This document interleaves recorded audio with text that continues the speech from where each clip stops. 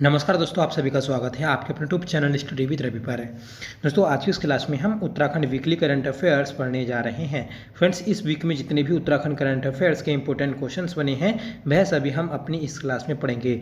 साथ ही साथ दोस्तों हम नेशनल इंटरनेशनल करंट अफेयर्स को भी पढ़ेंगे जो आपके एग्जाम के लिए इंपॉर्टेंट है। ठीक है, तो फ्रेंड्स आपसे रिक्वेस्ट है कि प्लीज़ आप इस वीडियो को एंड तक जरूर देखिएगा। अगर आपको वीडियो पसंद आए तो प्लीज़ इसे लाइक करिएगा, दोस्तों में शेयर करिएगा। ठीक है, और आप हमारे चैनल पर पहली बार विजिट कर रहे हैं तो प्लीज़ चैनल को सब्सक्राइब जरूर कर लें, आपसे रिक्वेस्ट है। तो चलिए शुरू कर लेते हैं आज के अपनी इस क्लास को, जिसका पहला क्वेश्चन रहेगा, बताना है मशरूम उत्पादन करने के मामले में पहला स्थान किस जनपद का है। देखिए, मशरूम उत्पादन करने के मामले में राज्य में पहला स्थान नैनीताल जनपद का है। सही आंसर रहेगा ऑप्शन ए। इसके बाद आता है दोस्तों उधमसिंह नगर, और आपसे पूछ ले जाएगी कुमाऊं में सबसे कम जो मशरूम होती है तो वह कहाँ पर होती है, तो बताना है आपको बागेश्वर।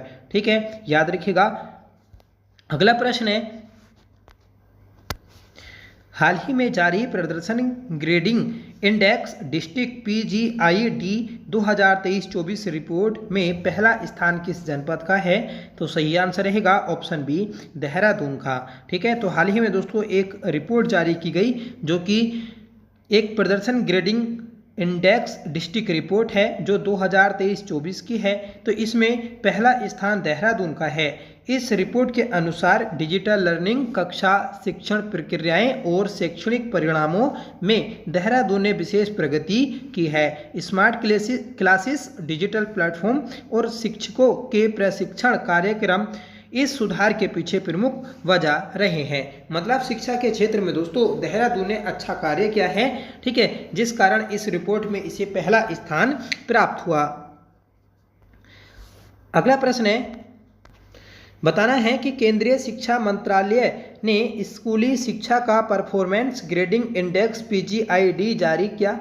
वर्ष 2022-23 व 2023-24 की प्रदर्शन आधारित जिलेवार रैंकिंग के क्रम में पहला स्थान किस जनपद का है। तो देखिए, इस जिलेवार रैंकिंग में नैनीताल का पहला स्थान है। सही आंसर रहेगा ऑप्शन ए। ठीक है, तो आपको ये भी याद रखना है कि केंद्रीय शिक्षा मंत्रालय के द्वारा स्कूली शिक्षा का एक परफॉर्मेंस ग्रेडिंग इंडेक्स जारी किया गया था जो 2022-23 और 23-24 के प्रदर्शन पर आधारित था। ठीक है, और नैनीताल ने दोस्तों इस रैंक में पहला स्थान प्राप्त किया। पिथौरागढ़ स्कूल सुरक्षा और बाल संरक्षण में पहले स्थान पर है। ठीक है, तो ये भी बात आपको याद रखनी है। अगला प्रश्न है कि हाल ही में उत्तराखंड अधीनस्थ सेवा चयन आयोग के नए सचिव कौन नियुक्त हुए हैं। तो देखिए, हाल ही में अधीनस्थ सेवा चयन आयोग, ठीक है, UKSSC, इसके सचिव जो बने हैं तो वह आपके शिव कुमार वरणवाल बने। सही आंसर रहेगा ऑप्शन सी।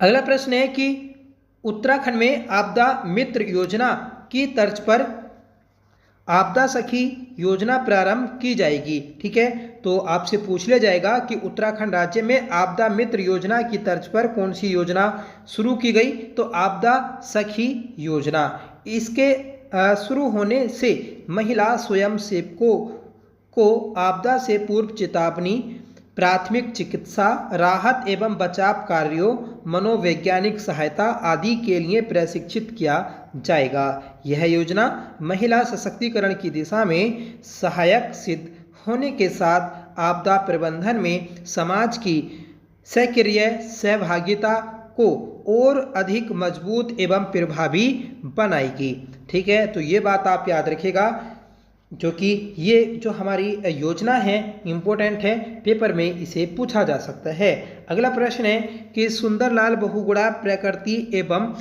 पर्यावरण संरक्षण पुरस्कार 2025 सरकारी श्रेणी से किसे सम्मानित किया गया, तो ये सम्मानित किया गया है नगर निगम रुद्रपुर। नगर निगम रुद्रपुर को दोस्तों सुंदरलाल बहुगुणा प्रकृति एवं पर्यावरण संरक्षण पुरस्कार 2025 सरकारी श्रेणी में सम्मानित किया गया है।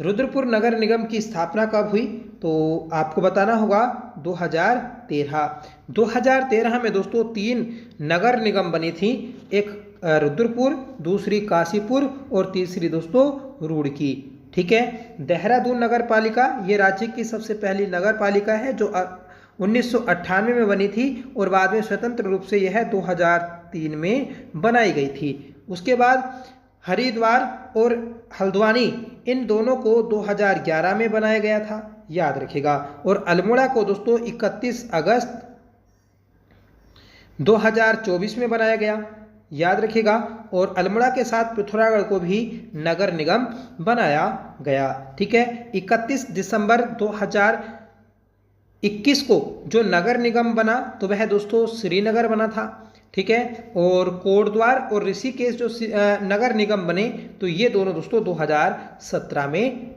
बने थे, ठीक है।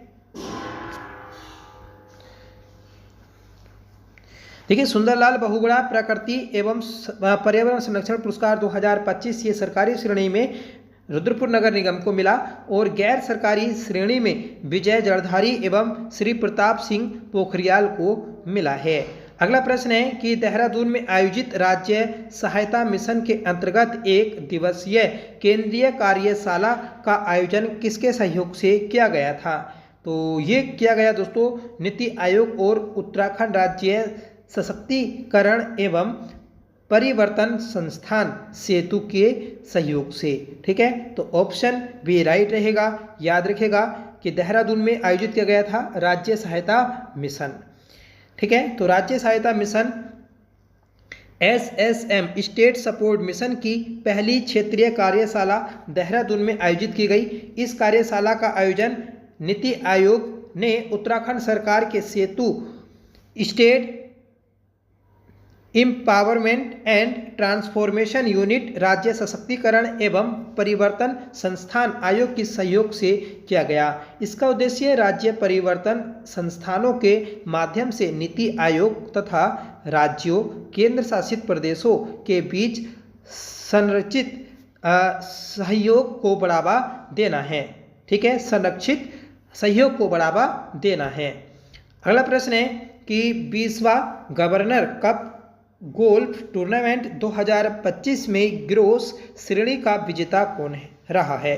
देखिए, कई श्रेणी थी इस टूर्नामेंट में, ठीक है। आपको इसका क्रम याद रखना है कि 20वां गवर्नर कप गोल्फ टूर्नामेंट कहाँ आयोजित किया गया? गोल्फ टूर्नामेंट तो ये नैनीताल में आयोजित किया गया था, जिसमें ग्रोस श्रेणी का विजेता जो रहे हैं तो वह दोस्तों जफर इकबाल रहे। सही आंसर रहेगा ऑप्शन बी, ठीक है। तो 20वां गवर्नर कप गोल्फ टूर्नामेंट 2025 का आयोजन राजभवन गोल्फ क्लब नैनीताल द्वारा 1 जून 2025 को आयोजित किया गया।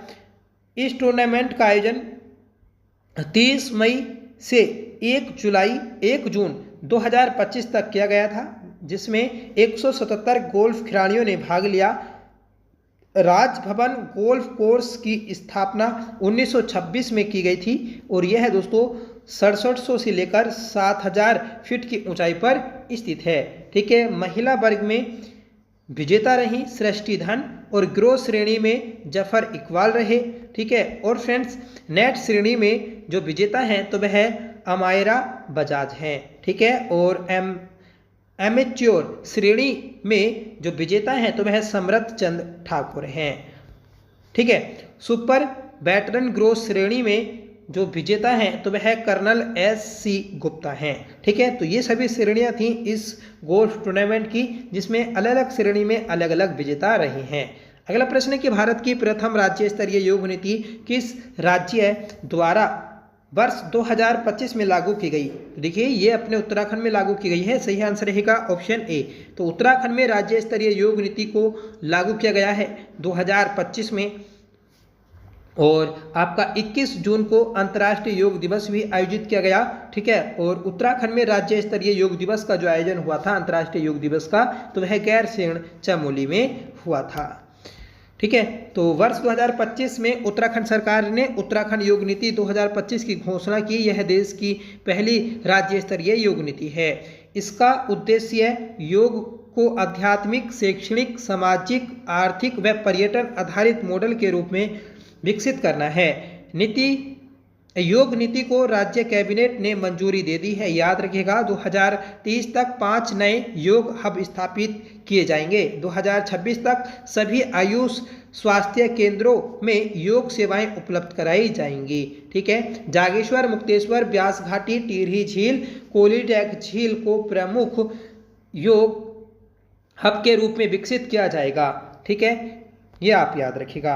अगला प्रश्न है कि उत्तराखंड मुख्यमंत्री सौर स्वरोजगार योजना के अंतर्गत जुड़ी महिलाओं को क्या नाम दिया गया। देखिए, जो एक राज्य में संचालित होने वाली योजना है मुख्यमंत्री सौर स्वरोजगार योजना, तो इस योजना से जो जुड़ी महिलाएं हैं तो उन्हें सौर सखी नाम दिया गया है। सही आंसर रहेगा ऑप्शन डी। अगला प्रश्न है, उत्तराखंड का पहला गजा घंटा कण महोत्सव 2025 किस स्थान पर आयोजित किया गया। तो सही आंसर रहेगा ऑप्शन बी, घंटा कण धाम गजा टिहरी में। ठीक है, तो ये बात आप याद रखिएगा, इंपॉर्टेंट है। अगला प्रश्न है कि उत्तराखंड के किस जिले में पंचसूल पल्स 88.4 FM नामक पहला सामुदायिक रेडियो स्टेशन शुरू किया गया। तो ये शुरू किया गया है दोस्तों आपका पिथौरागढ़ में। सही आंसर रहेगा ऑप्शन डी। ठीक है, तो पिथौरागढ़ में दोस्तों भारतीय सेना के द्वारा अपना पहला FM रेडियो स्टेशन शुरू किया गया जिसका नाम पंचसूल पल्स रखा गया है। इसका उद्घाटन सेना की सेंट्रल कमांड के general officer commanding अनिंद्य Sen Gupta द्वारा शुरू किया गया। ठीक है, अनिंद्य सेन गुप्ता के द्वारा दोस्तों इसे शुरू किया गया है। इस स्टेशन का नाम पंचसूल पल्स रखा गया जो भारतीय सेना की स्थानीय पंचसूल ब्रिगेड से इसका जुड़ाव दर्शाता है। यह स्टेशन ऑपरेशन सद्भावना का हिस्सा है, एक दीर्घकालीन सैन्य पहल जिसका उद्देश्य रणनीतिक दृष्टि से महत्वपूर्ण क्षेत्रों में नागरिकों और सेना के बीच सकारात्मक संबंध बनाना है। ऑपरेशन सद्भावना भारतीय सेना द्वारा 1990 के दशक में जम्मू कश्मीर और लद्दाख में आतंकवाद से प्रभावित समुदायों की सहायता के लिए शुरू की गई मानवीय पहल है। अगला प्रश्न है कि हाल ही में प्रकाशित वर्ल्ड यूनिवर्सिटी रैंकिंग 2026 में किस भारतीय संस्थान को सर्वश्रेष्ठ शिक्षण संस्थान चुना गया है। तो ये चुना गया IIT दिल्ली। ठीक है, तो IIT दिल्ली को QS वर्ल्ड यूनिवर्सिटी रैंकिंग 2026 में भारत का सबसे सर्वश्रेष्ठ शिक्षण संस्थान के रूप में चुना गया। अगला प्रश्न है कि हाल ही में किसने जेंडर बजटिंग पर पहला राष्ट्रीय परामर्श आयोजित किया। तो ये क्या है दोस्तों आपका नीति आयोग ने, महिला एवं बाल विकास मंत्रालय ने। तो राइट आंसर है ऑप्शन डी।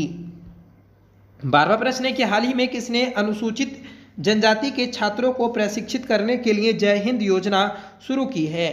देखिए, जो दिल्ली विश्वविद्यालय है इसके द्वारा अनुसूचित जनजाति के छात्रों को प्रशिक्षित करने के लिए जय हिंद योजना शुरू की गई। 13वां प्रश्न है कि विश्व आर्थिक मंच द्वारा जारी वैश्विक ऊर्जा संक्रमण सूचकांक में भारत ने कौन सा स्थान प्रदान किया है। तो भारत ने दोस्तों जो स्थान प्राप्त किया तो वह है आपका 71। राइट आंसर रहेगा ऑप्शन बी। अगला प्रश्न है कि QS वर्ल्ड यूनिवर्सिटी रैंकिंग 2026 में कितने भारतीय संस्थान शामिल हुए हैं। तो दोस्तों 54 भारतीय संस्थान शामिल हुए हैं। याद रखिएगा QS वर्ल्ड यूनिवर्सिटी रैंकिंग 2026 में।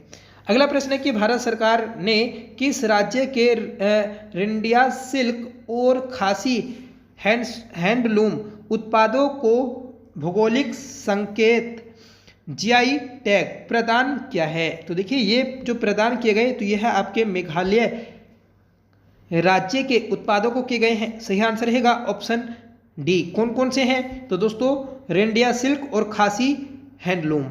अगला प्रश्न है कि प्रधानमंत्री मोदी ने साइप्रस की फर्स्ट लेडी को किस राज्य के पारंपरिक रिपोसे तकनीक से निर्मित सिल्वर क्लच पर्स गिफ्ट किया है। तो देखिए, ये जो गिफ्ट था, ये जो आपका पर्स था, तो ये आंध्र प्रदेश के द्वारा बनाया गया था। सही आंसर रहेगा ऑप्शन सी, ठीक है। तो साइप्रस के दौरे पर हैं नरेंद्र मोदी और साइप्रस देश ने नरेंद्र मोदी को अपने देश का सर्वोच्च सम्मान से भी सम्मानित किया है, याद रखिएगा, ठीक है। आप देख रहे होंगे जो ये पिक्चर है, ठीक है, तो ये पर्स आपका मोदी के द्वारा गिफ्ट किया गया है।